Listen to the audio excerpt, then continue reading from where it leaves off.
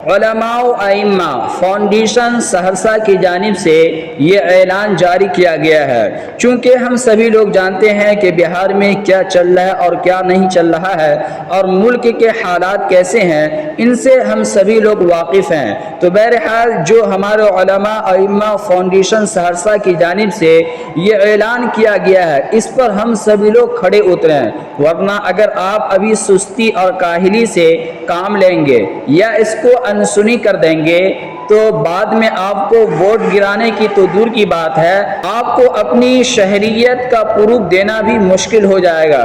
چونکہ ابھی آپ سے ایک چیز کے بارے میں پوچھا جا رہا ہے، اگر آپ اس میں سستی اور کاہلی سے کام لیں گے تو جب آپ سے شہریت کا ثبوت مانگے گا تو بھر بھر کے آپ سے پروف مانگے گا، پھر اس وقت آپ بخلا جائیں گے، آپ سٹھیا جائیں گے، سمجھ رہے ہیں؟ تو آپ حضرات اس کو ضرور خوب اچھے سے سمجھ لیں۔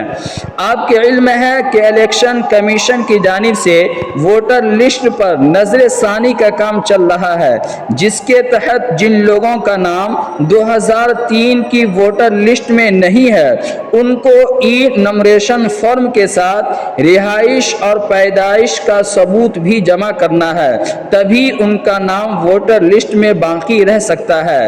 اور جن لوگوں کا نام 2003 کی ووٹر لسٹ میں ہے ان کو ای نمبریشن فارم بھر کر ووٹر لسٹ کا حوالہ دیتے ہوئے اس کی کاپی منسلک کرنی ہے۔ جن لوگوں کا نام 2003 کے ووٹر لسٹ میں ہے ہی نہیں تو وہ حضرات کو چاہیے کہ ای نمبریشن فارم لے اور اس میں جتنے بھی کھانچے بنے ہوئے ہیں ان سبوں کو بھریں، خاص طور سے آپ کی رہائش یعنی جہاں آپ رہ رہے ہیں اس کا کھانچہ پر کریں اور اپنے تاریخی پیدائش کو بالکل بھی نہ بھولیں۔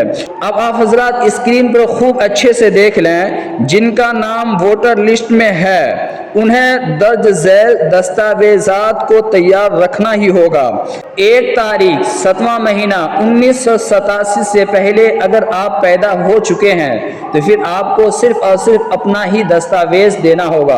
اور کون کون سے دستاویزات دینے ہوں گے آپ حضرات ویڈیو پہ بنے رہیں، انشاءاللہ وہ بھی بتانی ہے۔ چونکہ آپ حضرات دیکھ سکتے ہیں کہ تفصیل کے ساتھ ہمارے علماء ائمہ فاؤنڈیشن نے اس کو ظاہر کیا ہے، تو آپ حضرات اس کو اندیکھا نہ کریں۔ اگر آپ 1 تاریخ 7واں مہینہ 1987 سے 2 تاریخ 12واں مہینہ 2004 کے درمیان پیدا ہوئے ہیں تو آپ کے ساتھ آپ کے والدہ یا والد کے درج ذیل دستاویزات بھی درکار ہوں گے، آپ کے کاغذات درکار ہوں گے۔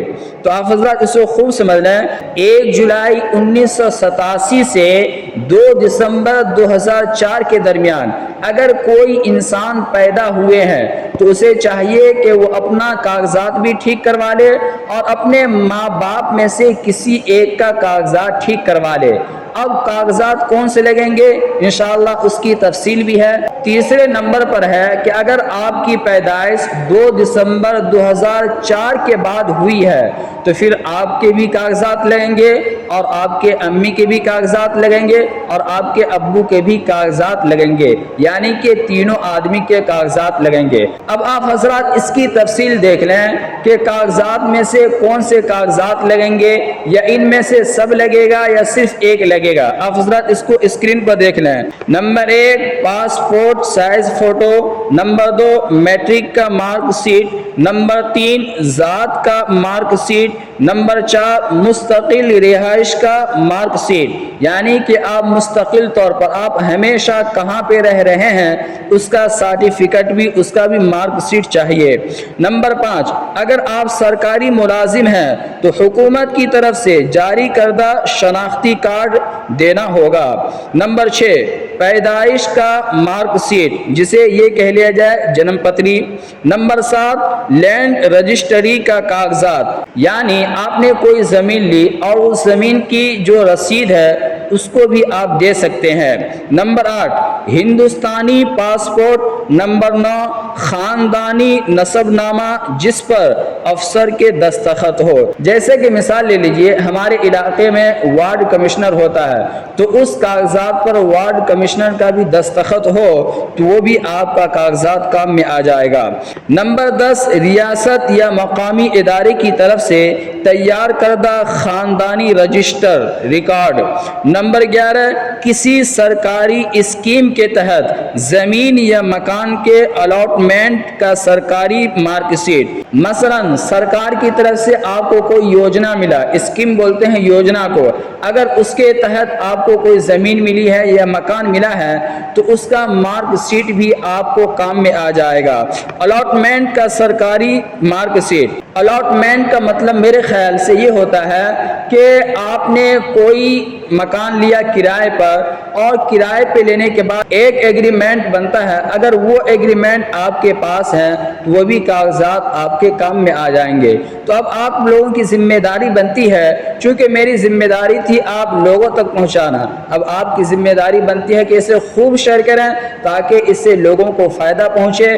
अगर अभी फ़ायदा हो जाएगा तो मुझे उम्मीद है कि बहुत ही आसानी होगी, वरना बाद में अगर बिहार वालों को ये कहा जाए कि तुम अपनी शहरियत प्रूव करो तो फिर बेचारे की पसीने उतर जाएंगे। तो आप हजरात इस वीडियो को खूब शेयर करें ताकि 26 जुलाई से पहले पहले हम सबों के कागजात दुरुस्त हो जाए। और एक बात ये भी समझ लें कि जितने भी हमारी बहनें जो बहू बन चुकी है, किसी की घर की जीनत बन चुकी है, तो उनका हमें ये कागजात तैयार करना है, अपने सास ससुर का नहीं, बल्कि वो हमारी बहनें जो किसी की घर की जीनत बन चुकी है वो भी अपने माँ बाप ही का दस्तावेज देगी। ये नहीं कि वो अपने सास और ससुर का देगी, बल्कि वो अपने माँ बाप का दस्तावेज देगी। तो इस वीडियो को शेयर करें। अल्लाह तबारक व तआला हम सबों को अमल करने की तौफीक अता फरमाए।